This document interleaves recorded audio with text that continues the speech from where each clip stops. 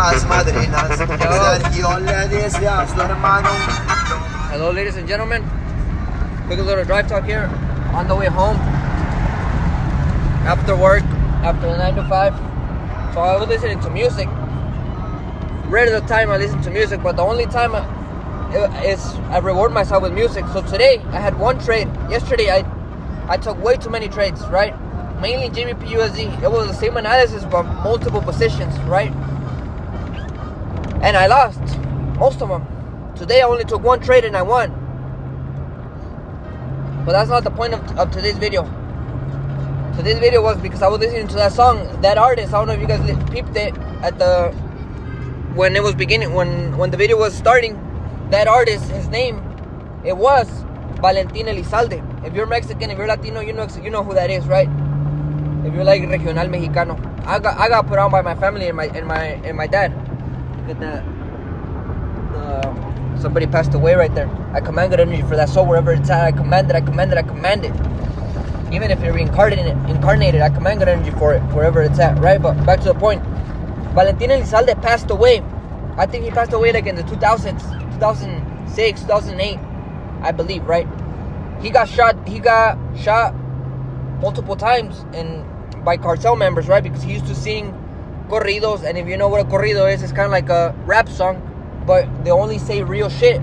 But a corrido has to be made about somebody like an important person, someone of value, somebody that has a story that is worth telling, right? No average Joe is gonna get a corrido made to them, right? And especially being sung to them by Valentin Elizalde.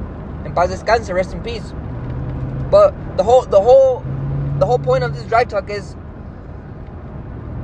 as I was listening to him, to the song, a thought came to my mind.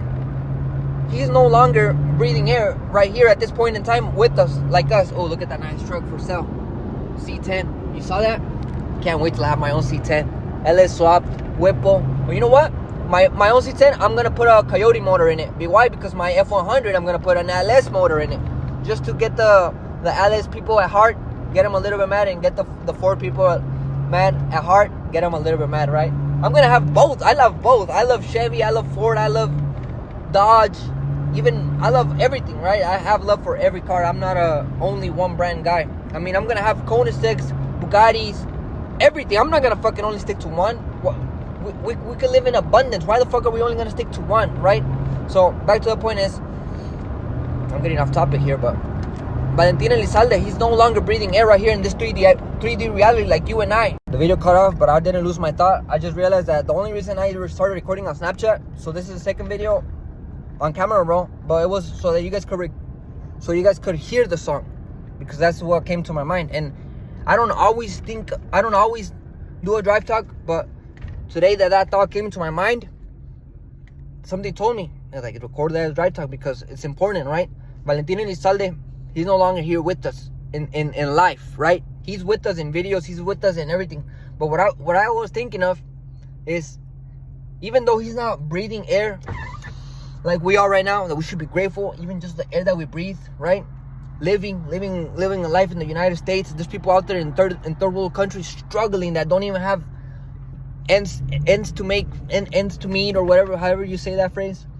They don't have, right? They don't have their barely necessities. They have to go hunt. Or there's people that don't even have a job. There's people that don't even have a roof over their heads. And we live in the right. If you get to live in the United States, we live in a country where we're so rich, man.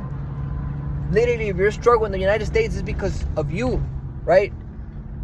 Obviously, if you're born broke, it wasn't your fault. But if you die broke, that is your fault. But then again, I'm getting off topic again. Valentin Elizalde, he's no longer living here with us, right? Breathing this fresh air that we get to breathe in, right? I don't know if who's ever watching this video, I'll be gone, right? But at this point in time, I am alive. And at this point in time that you're listening to me, or whoever's listening to me out there, it could be a family member, what's up? It could be my brothers, it could be a friend, it could be anybody, right? I am alive right now. Even if at the point in time that you're watching this video, I am no longer living, my physical vessel is no longer breathing out carbon dioxide and intaking in oxygen, Shout out to the trees, by the way. We need trees to live. All of these beautiful trees right here, green, right? We need everything. We need nature. I think that's another reason why my favorite color is green, right? But you see, I'm getting off topic. But the original point is, I may not be alive at the point in time that you're watching this video, but I'm alive right now. And the fact that, for example, like with Valentino Elizalde, that he's long passed already, but his music is still, I was still listening to his song right now. What does that mean? That he was alive in that moment. He created something that's gonna outlive him, right, through his music. And then once I thought about that, I realized, like, oh shit. Yesterday I was watching a scalping. I think he said. I think the video was titled "My Full Scalping Strategy" from Jordan, right? Rest in peace, Jordan. If you're in the trading community, you're in the trading space, you know, I'm pretty sure you knew about him, especially from Alex, right? Alex G. Shout out Alex G, by the way. So I didn't forget. That was his day one homie. I think he was a student too. But besides the student, he became his homie, like his brother, like literally brother. And through him, we found out that he passed away, right? Because I followed him on Instagram and everything, but I had not seen him post in a while. And once I see that post on Instagram from Alex saying that Jordan had passed away, I'm like, fuck, dude. That's the first time I ever see someone that I follow pass away that is not from YouTube. Because the only another person that I follow that passed away was Grant Thompson. It was a YouTuber from back in the day. He used to post like life hack videos and shit like that. I was like my first ever YouTuber that I followed that passed away. But this was different because with Jordan, we kind of connected even more. Even though he didn't knew me, he didn't knew I existed. Even Alex doesn't know I exist yet, right? Yet. But because I will be one of the fucking best traders ever, I promise you. One of. Because through me, there's going to be even people that are going to be even better than me. And those people are going to create even better people than them, right? What does Billy Carson always say? You can be all three. The student, the teacher, and the master if you decide to, right? And then after mastery, I guess whatever comes, the best of the best. But the main point of this drive talk is, yesterday I was watching that video of Jordan, rest in peace. And as I was watching that video, at that point in time, he wasn't breathing the air anymore, but he was alive in that moment, in that video, inside there, right? So it's weird to explain, it's weird to even think about, but how we experience life or reality, it's like we think that life starts here where you're born, and then you go in a straight line, and then here you die.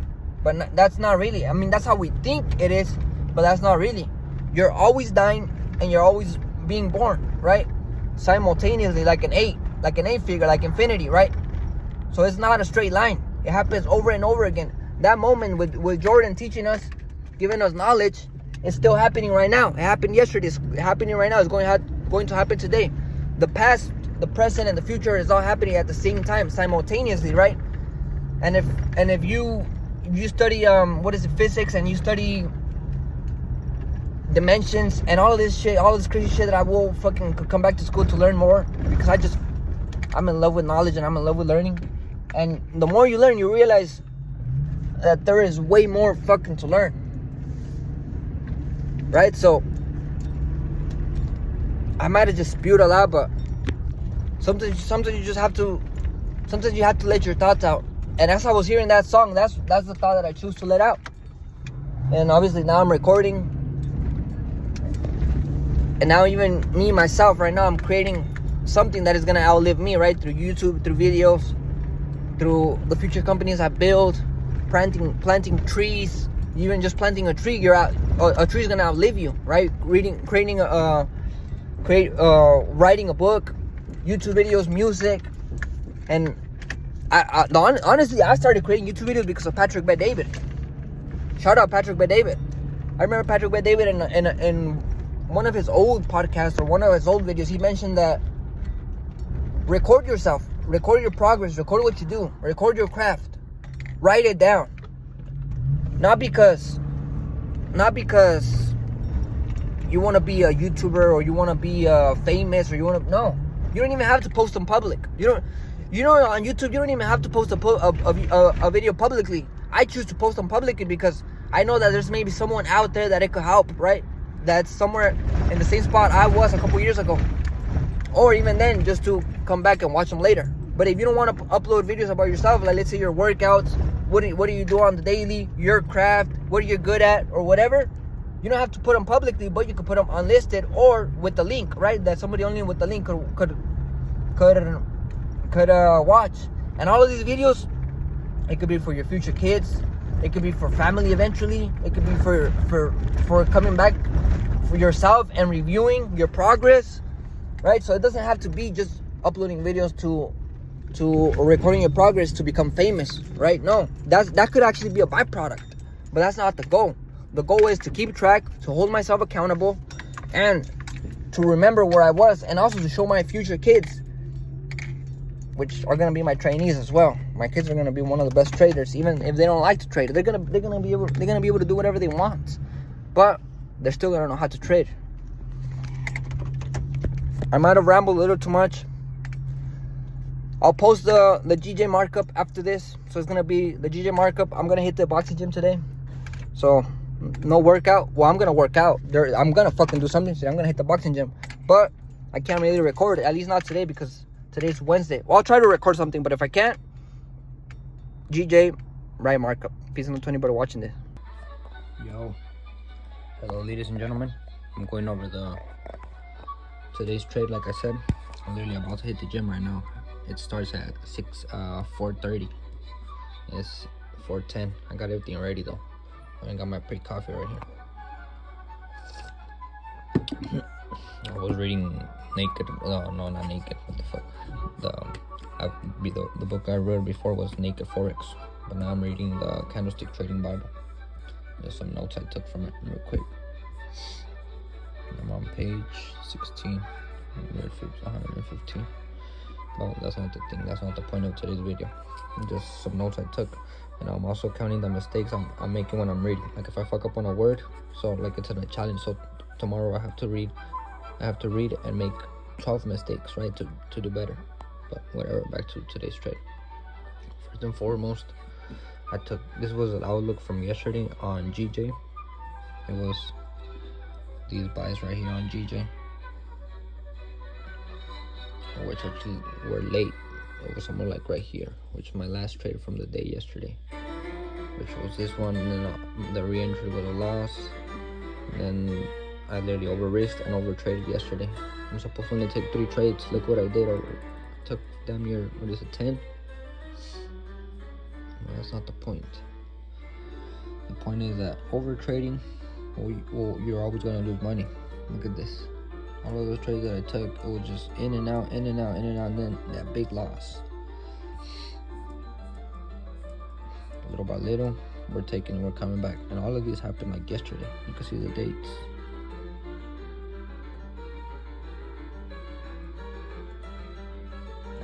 Bro, so many trades. It was 25. And then just today, only 1 trade. GJ. It was the same position, but I secured 20 pips, and then I said risk free, right? But first I wanted to go over this trade from yesterday, which was the previous buys. This one right here. Wait, why does it say buy if it's sell? That's weird, because this is actual trade.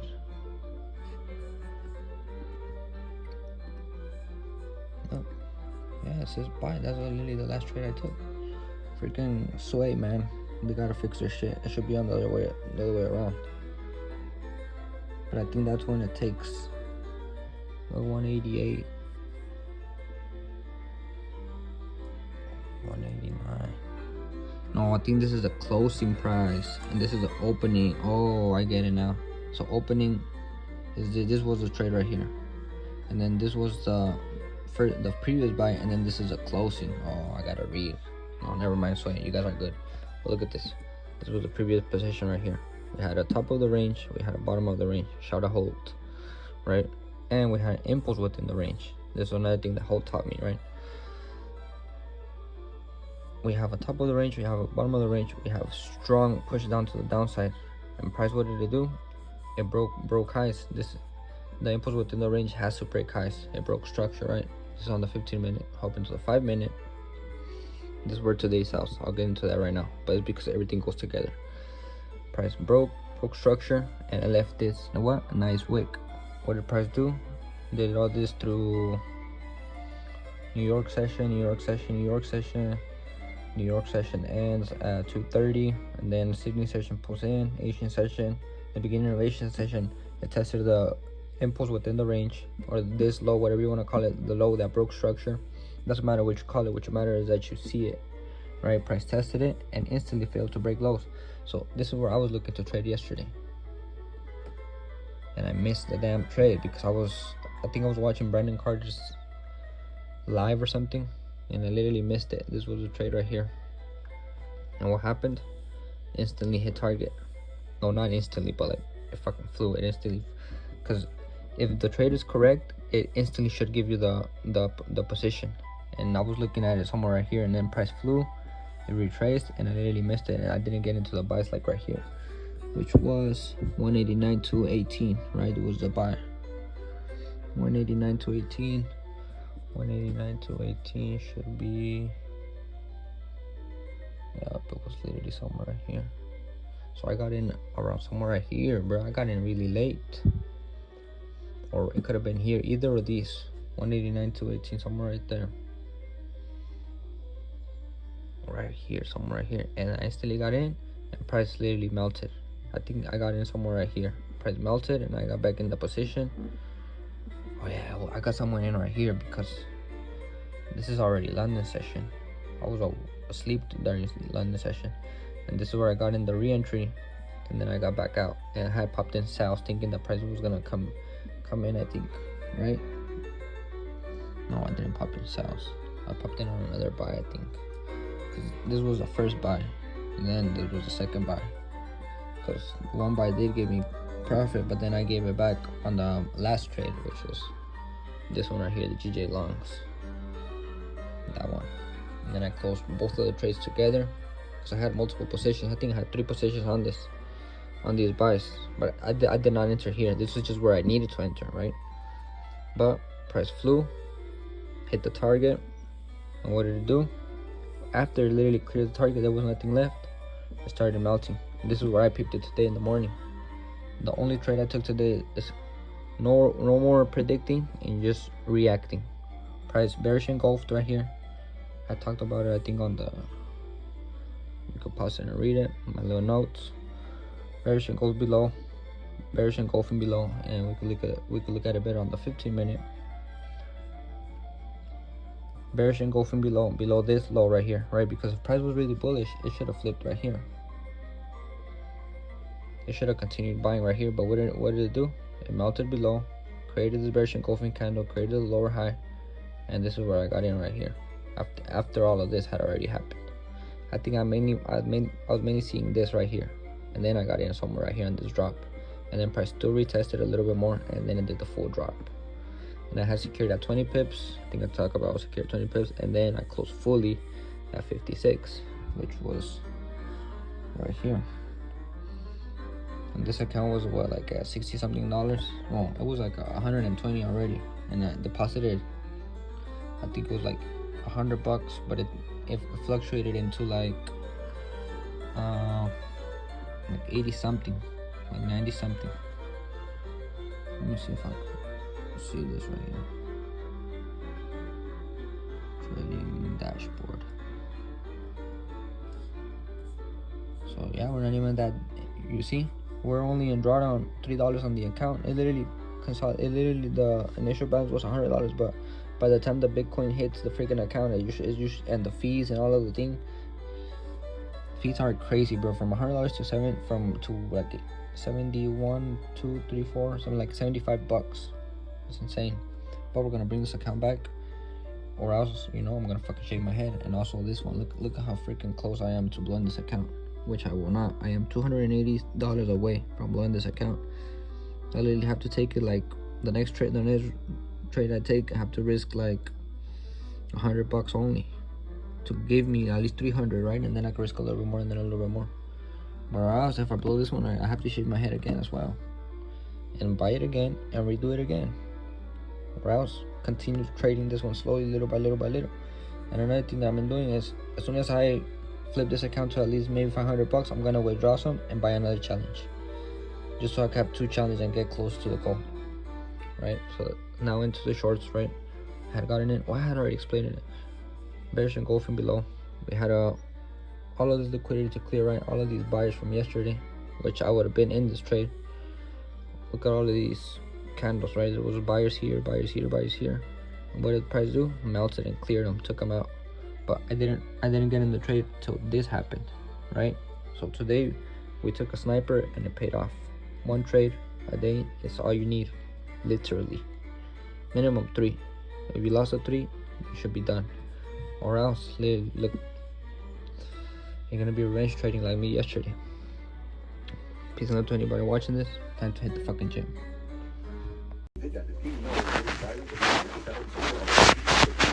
Yes. Okay. That's it. Just trying to see, because you want to say, okay, I know what this kid has. Now, how I just laid something out for him. First day of practice. Let's see where he takes it. And then Michael goes, he never played me. How can he be number 1? And now people say things. Now, are they actually going to do it? The one thing all these individuals had after each championship, while everybody was celebrating, they would come and give me a hug and say, "What's next? What's next?" Because they're like, we can't come back the same. If we come back the same, winning isn't no longer going to lead us. You know, I had a thing in